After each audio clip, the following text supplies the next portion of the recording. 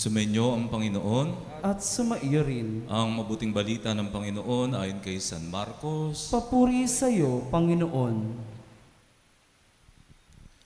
Noong panahong iyon, si Jesus ay nagtungo sa sariling bayan kasama ang kanyang mga alagad.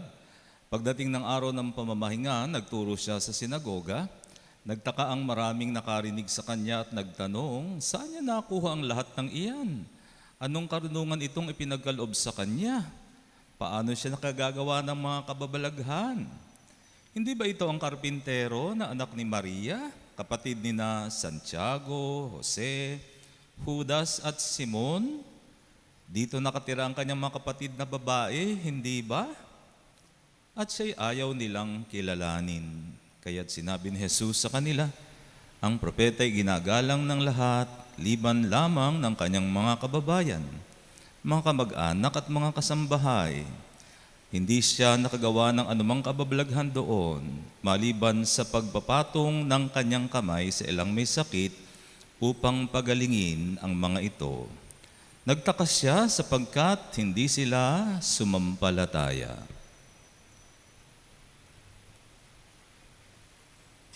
Ang mabuting balita na ating kaligtasan. Pinupuri ka namin, Panginoong Heso Kristo. Si Jesus, nung siya ay magsimula ng kanyang public ministry, siya ay nagsimula ng mangaral at magpagaling ng mga may sakit. No? At siya ay nakikilala na sa mga lugar na kanyang pinupuntahan. Kaya isang araw nang siya magbalik bayan sa kanilang bayan sa Nazareth, ay hindi niya inaasahan na sa kanyang sariling bayan ay hindi siya tatanggapin. No? So our gospel today is about rejection. How Jesus was rejected by His own people. No? Sabi sa Ebanghelyo, nagtaka siya sapagkat hindi sila sumampalataya. So I'm sure mga kapatid lahat tayo nakakaranas ng rejection. No matter how good you try to be, some people will reject you. Okay? So rejection is not really about you.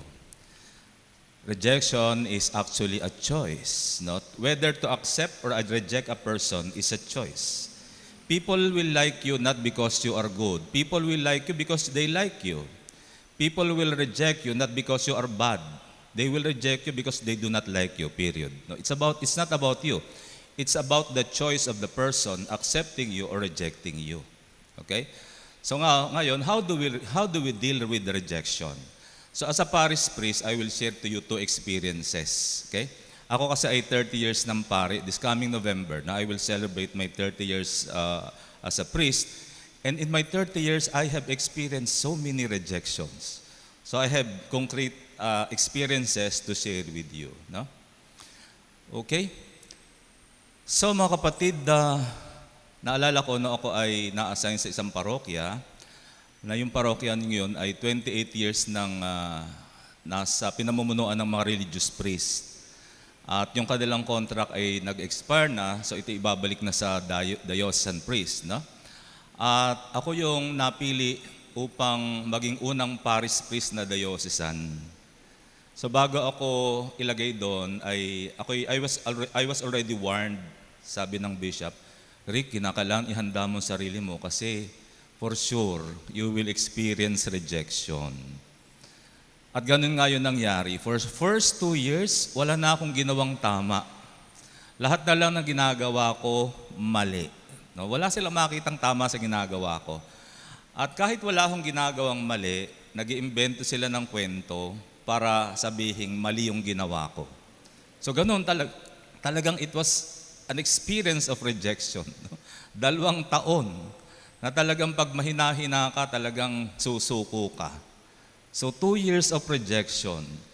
Kaya lang ako naman, ang ginawa ko na lang ay, ako'y basta ginawa ko yung sa palagi kong tama at ginawa ko lang yung gawain ko. At after 2 years, unti-unti they were able to see my sincerity. No? Unti-unti they were able to see the real me. No? So after 2 years, nagawa na nila akong tanggapin at mahalin. Kaya nung umalis ako sa parokyang yon, ay mahal na ako nila. Okay? Sa totoo lang, sa lahat ng parokyang napuntahan ko, doon ako pinakamaraming naging kaibigan. At pangalawang karanasan dito, no? Dito sa parokya natin ay naalala ko nung kami magkasama pa ni Father Randy, madalas siya yung the good priest, ako yung the bad. No? He's always the good priest and I am the bad priest. Lagi kaming pinagkukumpara. Alam niyo mga kapatid, comparing is always bad. Kasi whenever you compare people, remember that no people are alike. Every person is unique. Every person is different. And every time we compare two people, it is always unfair and unjust. Because whenever you compare people, you will like one and despise the other. So it's good if you are the like one. What if you are the despised? Okay? So it's always bad. It's not good to compare people. No, it's always unfair and unjust. So naalala ko, pag kami magkasama, si Father Randy lagi ang the good priest and I am the bad priest. So how did I deal with it? No? At the end of the day, humaharap ako sa lamin, sabi, bad ka ba talaga? So gano'n, no? Bad ka ba talaga? Hindi naman, nagkataon lamang na ako kasi bilang pari ay impose discipline, no? I consider myself as a formator, and bilang formator, I mentor people. I tell people whenever they do something that is wrong, I call their attention. So tinuturo ko sa, mali yan, o ganito dapat, o ganon. So I teach people how to do things properly. And oftentimes people do not like that. And ako bilang pari kasi gusto ko ay pag alis ko ng parokya, yung bang nakatulong ako sa mga tao how they can become a better person, how they can become a better Christian. So that is my intention. So yon. And oftentimes people do not like that, yung sila'y pinapansin. At dahil doon ay maraming ayaw sa akin, maraming naiinis. So gano'n, ano? So at the end of the day, kailangan harapin ko yung sarili ko. Bad ka pa talaga? And then I have to tell myself, no, you're not bad. You have all the good intentions, hindi lang nila nakikita. Okay, so those are my two experiences. So how do we deal with rejection? Number one, you cannot please everybody. No matter how hard you try to be, no? You cannot please everybody.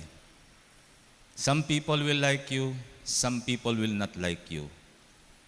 Never try to please everybody. That is not possible. Even the Lord Jesus Christ was not able to do it. You cannot please everybody. No? There is only, if our desire is to please, there is only one person that we have to please, and that is God. No? Only God. We should please only God. God alone should we please. Not people. Okay? So we cannot please everybody. Second, know yourself. Because people who reject you will tell you, you're bad. We don't like you, you're bad. Yun, yung mga taong i-reject ka, people will tell you, we don't like you because you're bad. Paano kung di mo kilala yung sarili mo? Ako ay 63 na. Nung ako'y pumapasok ng 60, ako'y dumaan sa depression. Alam nyo kasi pag ikaw ay depressed, yung mawawalan ka ng self-worth, you feel you're not good, you feel you're worthless. Ganun ang feeling ng ganun ang feeling ng people who are going to depression. Mawawalan ka ng pagpapahalaga sa sarili. Dumaan ako dun. Magtataka kayo, sabi, pari ka, dumaan ka sa ganun. Going to depression has no reason. It can happen to anybody, especially if you're passing already through the senior stage. Dumadaan ako sa senior, pagiging senior, At ako'y dumaan sa gano'n, parang nawawalan ng self-worth, Tapos mararamdaman mo pa yung you're not accepted, they do not like you. Nako talaga. I almost gave up. No, muntik na akong umalis ng Santa Ursula pa ng Holy Rosary, no? Buti na lang andyan yung support ni Father Randy. Okay? So ganon. So at the end of the day, you have to face yourself. And you should know yourself. Kailangan kilala mo talaga yung sarili mo. You should have an honest knowledge of yourself. So that no matter even if people will tell you you're bad, we do not like you, kailangan kilala mo yung sarili mo. You should know your strength, you should know your abilities, you should know your giftedness. In all honesty, ha? And you should be able to tell yourself, you're good. You're good. No? Well, at the same time, you should also know your weaknesses and limitation. No? Kaya nga honest knowledge of yourself. You should also know your weaknesses as well as your limitation. Okay? Kasi yun ang gagamitin ng Diyos. Yun ang gagamitin mo para magampanan mo ang iyong tungkulin. And katulad ng ating Panginoon, no, Jesus knows Himself very well and He knows His mission on earth. Okay? Alam niya kung ano ang kanyang misyon sa mundo. At kilala niya ang kanyang sarili. Okay? Pangatlo, love yourself. Kailangang mahalin mo ang sarili mo. No? Kapag dumadaan ka sa depression, yun ang nawawala eh. You begin to feel hatred. You hate yourself. Ganun ang feeling ng people going to depression. Naalala ko nung 2017 yata yun. 2018 yan. Retreat ng mga pari. I was going to depression. Alam niyo kung anong prayer ko? Lord, take me now. Parang ayoko nang mabuhay. Ganun ah. Ganun. Ang prayer ko, Lord, take me now. Parang there is no more sense to go on living. Ganun yung feeling. Kaya lang, bago matapos yung retreat, I was also given by God the grace to be able to make a choice, to make a decision, the decision to go out of that depression. Ikaw lang ang pwedeng makatulong sa sarili mo eh. Ikaw lang. You have to make a choice. No, this is wrong. I know this is not true. No, this is the devil trying to tell me that I'm worthless, that I'm bad. So I made a choice. I'm going out of this depression. So yun. Pagkatapos ng retreat, I considered that as the end of my depression. So for me, that started my new life. I was able to see light again. Kasi dati parang nalalaglag ako sa kadiliman eh. Parang patuloy na dumidilim ang mundo ko. But after making that choice, after making that decision, I was able to see light again. Okay? So love yourself. Why should you love yourself? Because God loves you first. Kung minahal ka ng Diyos, in spite of your limitations and weaknesses, why should you not love yourself? Di ba? Minahal ka ng Diyos sa kabila ng lahat ng iyong kapalpakan. Sa kabila ng iyong pagiging makasalanan at kahinaan, minahal ka ng Diyos. Ba't hindi mo mamahalin ang sarili mo? Di ba? That's the reason why you should love yourself, because God loves you first. And He died for you. Oh, that reason is enough. There is nothing better reason for you to love yourself, because God loves you first and He died for you. And fourth, focus on the Lord. Focus. Naalala ko nung binabalikan ko, bakit ba ako dumaan sa depression? Alam niyo kung anong naging dahil? Nakita ko? Kasi I focused on myself. I focus so much on myself, and I got affected with what people are saying. Ay, yan, masungit yan. Ay, masama yan. Yung mga ganun. Mas strict yan. Yung, puro lang formation. Yung I felt people do not like me. I felt rejected. I focused so much on the negativities. And because of that, I started to hate myself. And that caused my depression. So ano yung lesson? Focus on the Lord. Do not focus on yourself. Do not focus on yourself.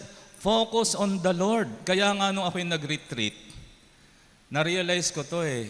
Sabi ko, alam ko kung bakit ako nag-depression eh. Kasi masyado akong focus sa sarili ko. So I made a choice.